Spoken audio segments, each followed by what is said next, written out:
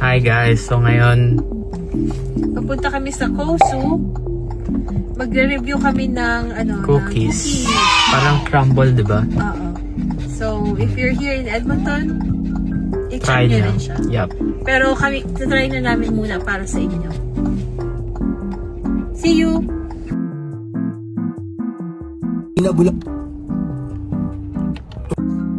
No, so nandito kami ngayon sa Kosu.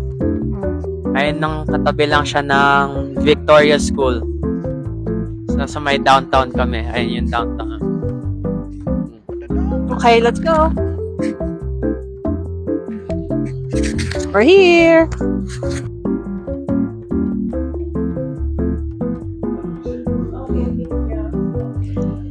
Ayun na.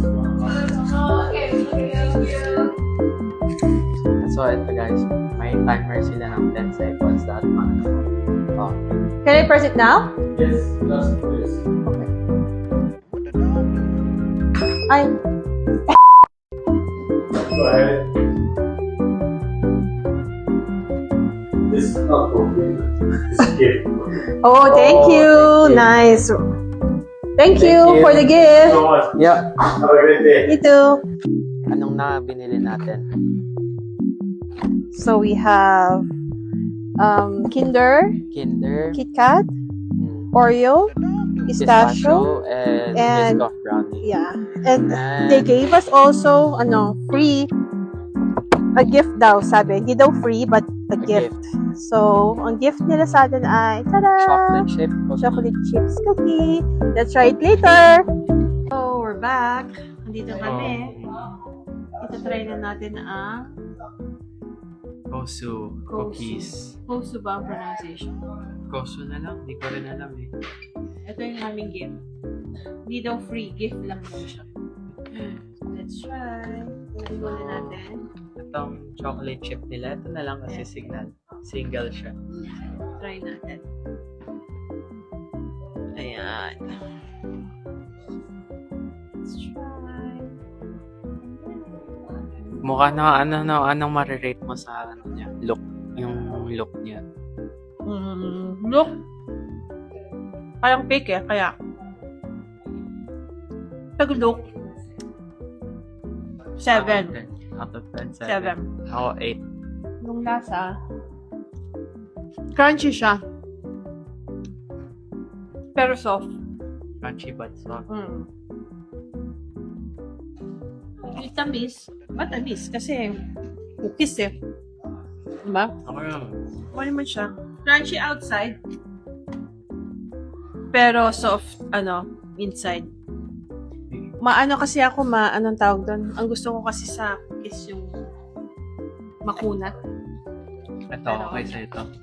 I'll rate this Overall, appearance and taste. 7 out of 10. 7 out of 10 yung classic nila na Chocolate chip. chocolate chips. Now, let's try. Dito tayo sa Kinder. Kinder. Ano yan? Yum! Let's try. Narinig ba yung crunch? Same din siya.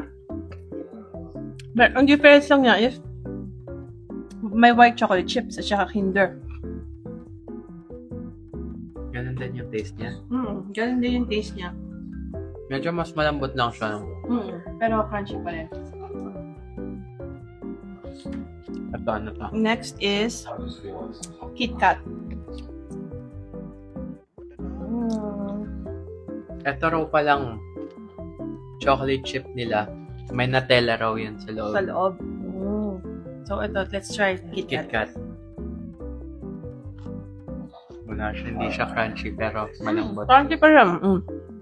Tapos meron siyang feeling sa loob.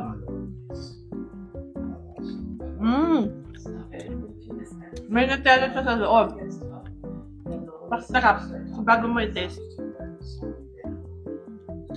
Ito niya.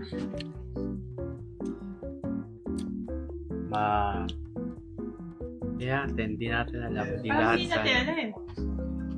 Parang hindi siya Nutella. Nutella Nutella siya. ba? Pero parang may something pa rin siya sa... Parang wafer yung taste niya sa loob. Oo. Siguro yung wafer para maano yung... Sunod natin yung Oreo. Oreo. Meron din siyang mga white chocolate. Ay, hindi. Oh, may white chocolate siya. That's So right. far, ano? Ay, yung KitKat, sa akin, 6.5. Kasi parang sobrang natatamisan ako. Let's try this. Sige. Oreo. Ano yung nasa loob? Cookies and cream siya. Cream. Meron siyang cream sa loob.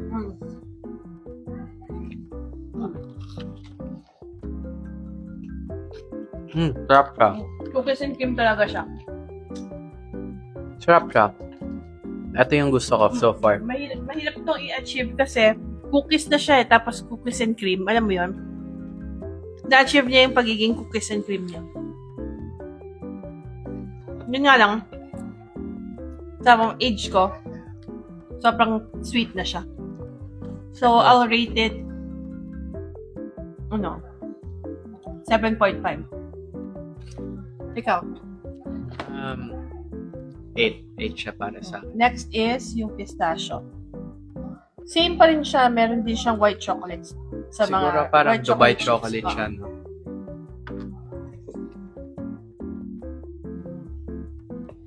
Yan, ano lasa niyan? May laman ba siya sa loob? Meron, kaso Parang pistachio yung loob niya, no?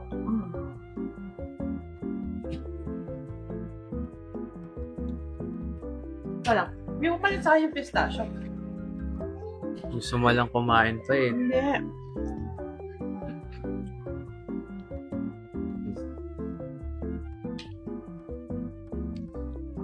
Meron siyang nung crunch nung kunafi ba yun? Ang tawag na? Yung kunafi? Meron siya nung crunch nung kunafi sa loob. Pero hindi ko Crab malasahan yung pistachio.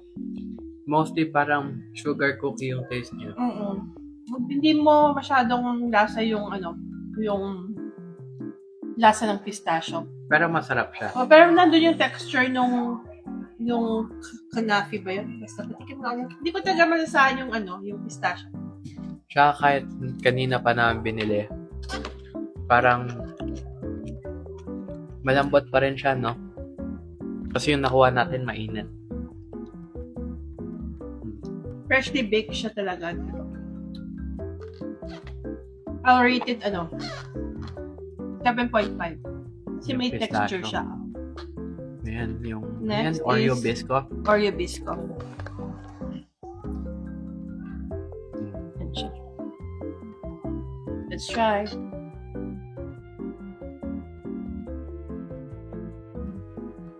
Ano, kumusta siya? Crunchy pa rin siya.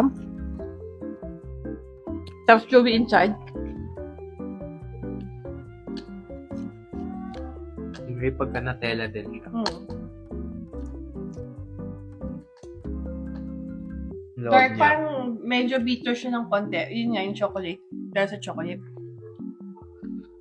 Gaman yung cup. Diba? Parang siguro may konting coffee siya. Parang, Parang may coffee siya. Tikman pa nga natin. Ito niyo ba yung loob?